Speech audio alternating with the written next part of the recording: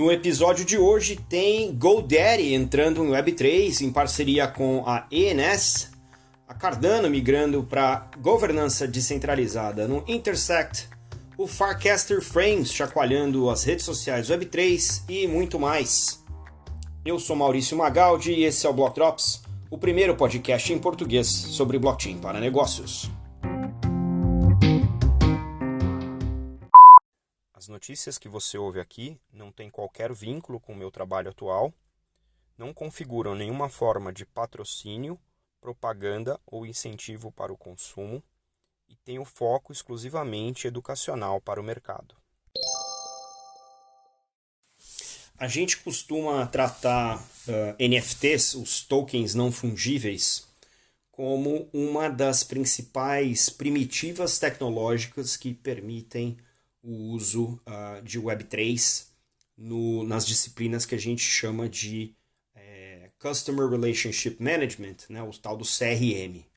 E a gente costuma se referir aos NFTs como uma primitiva tecnológica porque ela é uma peça pequena sobre a qual é possível construir várias outras coisas, né? E em CRM isso significa ter uma interação direta com os seus clientes através, né, do mapeamento dos tokens que você emitiu e que os seus potenciais clientes ou clientes se relacionam.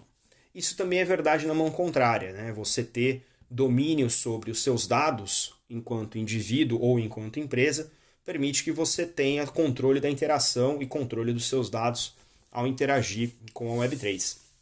E nessa mão que a gente traz aqui uma nota interessante nesse primeiro drop, que é a parceria do ENS. O ENS é o serviço de domínio da Web3 da rede Ethereum. Cada blockchain tem o seu serviço similar, o ENS é um pioneiro nesse espaço, é onde você consegue associar a sua wallet, que tem aquele número, aquele registro alfanumérico complicado, que é a sua chave pública, né, da sua wallet, ele associa esse registro a um nome mais palatável, como faz o DNS, que é o Domain Name Service da internet tradicional, e o ENS é o Ethereum Name Service, ou seja, ele abstrai a infraestrutura usando uma nomenclatura fácil de você lembrar. Vou dar um exemplo aqui, a minha wallet no Ethereum é blockdrops.eth, que é o endereço ENS da minha wallet, de uma das minhas wallets, né? E a notícia dessa semana é que a GoDaddy, que é uma das principais plataformas de registro de domínio, ou seja, de DNS da internet, fez uma parceria com a ENS, que é o registro de domínio na rede Ethereum, para facilitar o uso de domínios DNS no ecossistema descentralizado usando ENS. A GoDaddy é o principal registro de domínios de internet hoje, né, e está sempre olhando aí essas novidades e anunciou agora, junto com a ENS, essa parceria bastante interessante. Como que o treco vai funcionar? Para garantir essa experiência do usuário, no registro da GoDaddy, você agora, quando registrar o seu domínio, ou quando você for gerenciar o seu domínio, vai ver uma tela de domínio com associação para os endereços Ethereum que estão registrados no ENS. Ou seja, no seu domínio do seu site, se você tem lá fulanodital.com.br, você tem agora, né, no registro da GoDaddy uma tela onde você vai abrir o domínio ENS e vai associar os seus endereços Ethereum aos seus endereços de internet. Ou seja, dentro do próprio registro fundamental do site, você já consegue associar o endereço Ethereum registrado via ENS. Mas aí você me pergunta, para que isso serve? Qual que é o objetivo disso? O objetivo é que uma infraestrutura descentralizada como o ENS passe a fazer de maneira cada vez mais natural parte do dia a dia de quem trabalha com internet. Então você pode começar a associar esses nomes. Como esses nomes estão associados a carteiras Web3, você pode ter, inclusive, pagamentos nativos associados ao seu site, né, em relação à sua carteira da Web3. Então vai ser mais fácil você coletar pagamentos, doações, NFTs, e da mesma maneira você pode fazer isso usando as facilidades agora, né, da Account Abstraction, que a gente já falou várias vezes aqui, para você abstrair essa questão da carteira e poder automatizar algumas coisas em relação, né, ao relacionamento entre o seu site agora, né, o DNS, e a sua carteira da Web3 via ENS. Eu acho essa mistura fantástica e eu acho que a gente vai começar a ver graus de abstração em termos de utilização de Web3 cada vez mais nativos, porque esse tipo de integração aqui facilita muito para quem quer embedar, né, embutir Web3 na sua aplicação ou na sua página. Eu estou ansioso para ver o que os desenvolvedores vão aprontar com esse tipo de integração. Uma das características mais interessantes da infraestrutura descentralizada é que elas progridem para a descentralização de maneira gradual. Quem acompanha o podcast há mais tempo já me ouviu falar que descentralização é um espectro, né? Não é uma coisa binária, não é você é descentralizado ou você não é descentralizado. Há controvérsias nessa história, mas essa é a perspectiva que a gente tem achado, né, estudado, que parece fazer mais sentido do ponto de vista de progressão da indústria. E a notícia que eu trago para vocês nesse segundo drop é a migração do modelo de governança da rede Cardano para um modelo que a Cardano chama de Intersect. Intersect é como se fosse um modelo de governança descentralizado. Só para recapitular, desde que a Cardano foi lançada, a IOG, que era também conhecida como IOHK, a Fundação Cardano e a Emurgo foram as três entidades que deram origem, né, para a rede Cardano, e aí várias outras entidades, mais de uma dúzia de entidades, passaram a contribuir com código, né, com funcionalidades, conforme o roadmap da Cardano, a rede, foi sendo desenvolvido. Entretanto, até muito recentemente, era ainda um modelo de governança entre essas três entidades fundadoras, né, que eram reconhecidas como stewards, né, como os guardiões do código e dos repositórios, né, de software da rede Cardano, né, e isso agora está sendo movido de tudo que era mantido por essas organizações para uma organização baseada em múltiplos membros, que em inglês é Member-Based Organizations, também conhecidas como MBOs, cuja missão principal é fazer a manutenção da infraestrutura e do código, né, da rede Cardano e da sua progressão em relação ao seu roadmap, né? Conforme essa base, né, de código ela é aberta em relação, né, a software aberto, essa migração toda, né, vai ser gerenciada por essa MBO e isso tudo vai sendo avançado de maneira progressiva. Esse trabalho todo que está sendo feito para a criação, né, desse modelo Intersect, ele foi feito através de pesquisa, então tem aí mais de 6 meses de trabalho, né, e aí desde outubro do ano passado, né, 2023, isso vem acontecendo de maneira gradual, que é a migração dos repositórios do código-fonte para essa estrutura conhecida aí como Intersect. Tem algumas áreas interessantes aí que foram trabalhadas e preparadas para a migração desses repositórios, né?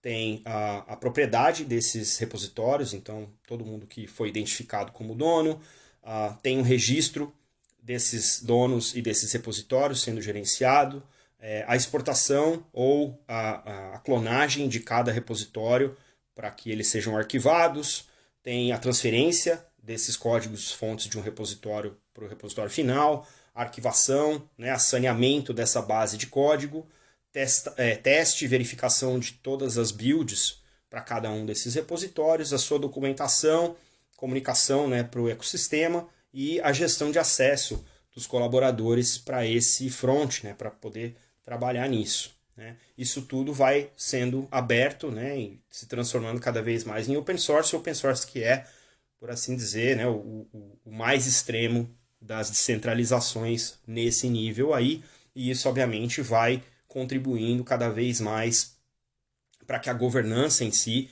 né, da rede seja feita de maneira descentralizada. No caso da Cardano, é o modelo de governança que eles chamam de Voltaire, que é como é feita a votação, né, para os parâmetros e para a evolução da própria rede.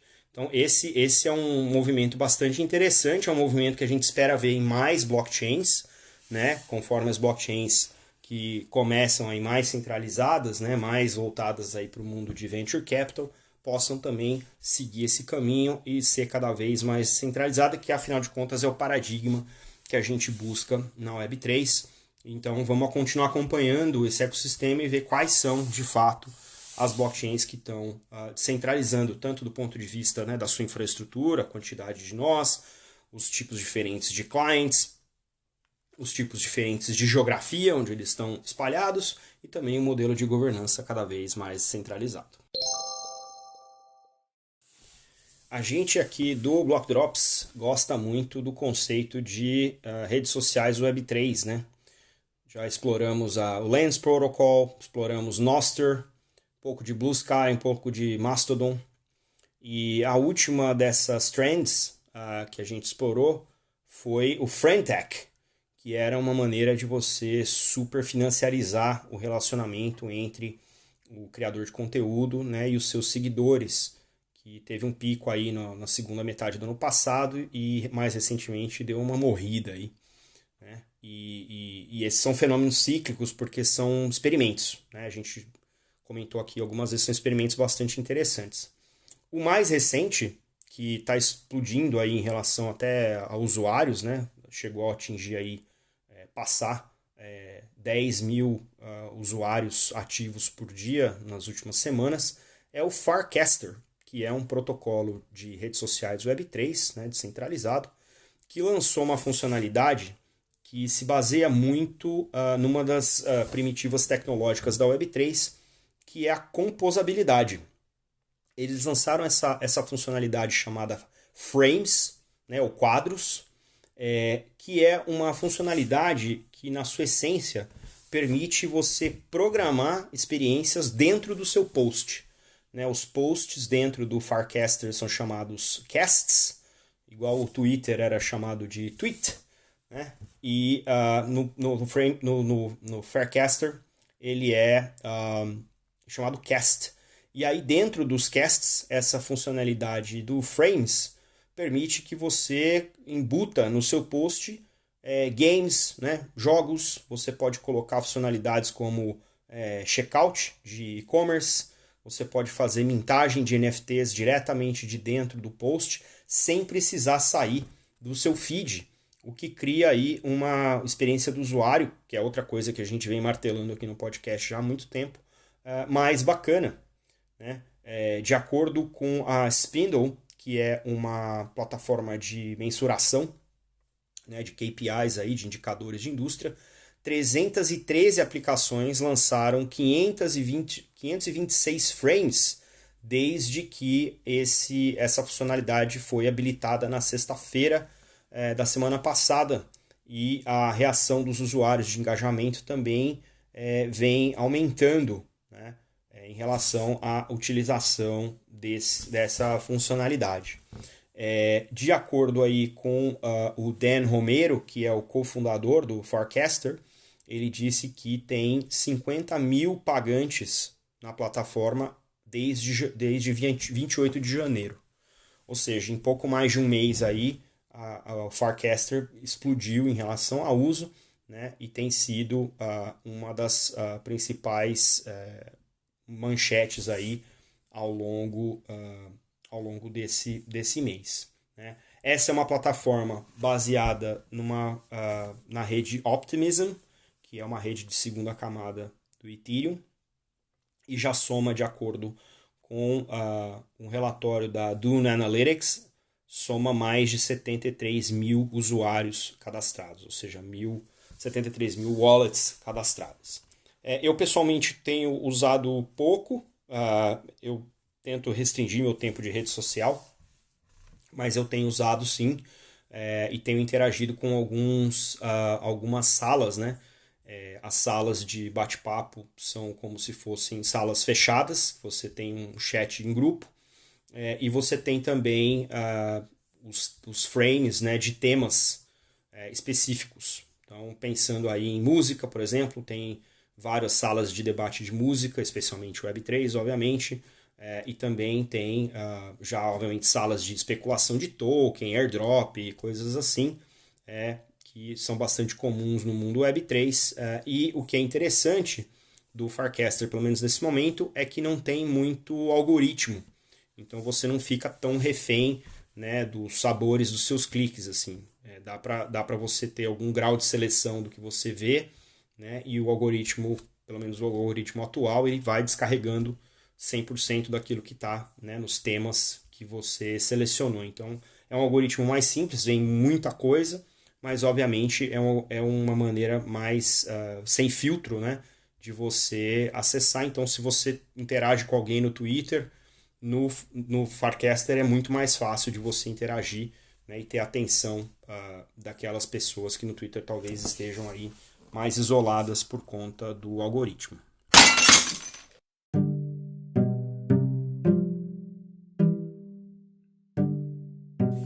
Numa semana cheia de notícias, tem muito mais. O FCA, regulador do Reino Unido, apresenta o seu paper de revisão de MEV, Maximum Extractable Value, nas redes blockchains e também nos oracles. A Digital Pound Foundation publicou sua resposta ao paper de discussão do Banco da Inglaterra sobre o regime regulatório de pagamentos utilizando stablecoins e outros tipos de serviços similares. O regulador da Coreia do Sul discute a emissão de um ETF de Bitcoin com a reguladora americana SEC. O ex-atleta da NBA, o superstar Dwight Howard, lançou aí uma coleção de NFT bem controversa e está sendo acusado de rug pull pelos seus fãs. A Cardano Foundation publicou o relatório de atividade da rede Cardano de 2023 com algumas novidades interessantes. A M0, startup de stablecoin que está surgindo aí já tem alguns meses, publicou finalmente o seu white paper reconstruindo o stack monetário. A Softo lançou a Beyond Gold, a sua nova agência de Web3. O relatório da Bitso sobre o mapa de cripto na América Latina está disponível no link na descrição do episódio. A Polygon lançou o Prover Tipo 1, que promete aumentar a interoperabilidade de redes utilizando o Zero Knowledge. A Digitra anunciou o seu novo produto chamado Crypto Dividends, ou Dividendos Cripto, um produto de renda passiva para os ativos mantidos na custódia da corretora. Future of Sports Fandom é um novo relatório pelo pessoal da Sporting Crypto, Myosine e Spartan Labs, cobrindo tudo o que acontece com os fãs no mundo da Web3. O show Black Mirror se juntou a Pixelinks, uma plataforma de tokenização, para lançar o programa de Smile to Earn. E a MobUp, agência de desenvolvimento Web3 brasileira, lançou um curso de preparação de capacitação de desenvolvedores Web2 para aprenderem a mexer em blockchain.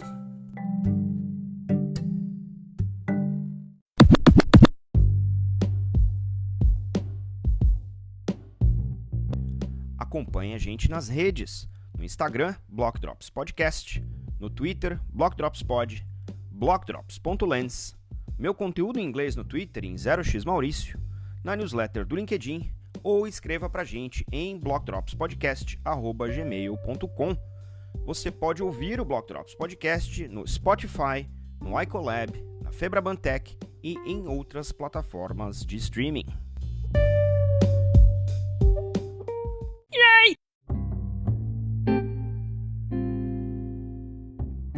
E os salves de hoje, para quem compartilhou os links que você encontra na descrição do episódio, vão para Pavel Avramovich, Proavsa, Jana Pachai, Benon Halon, Rodrigo Cismar Borges, Pat Berisha, Frederick Griegard, Amanda Marques, Luca Prosperi, Santiago Roque, Boris Premo, Rodrigo Batista, Inder Fol, Leandro Pereira e Rodrigo Cadiano.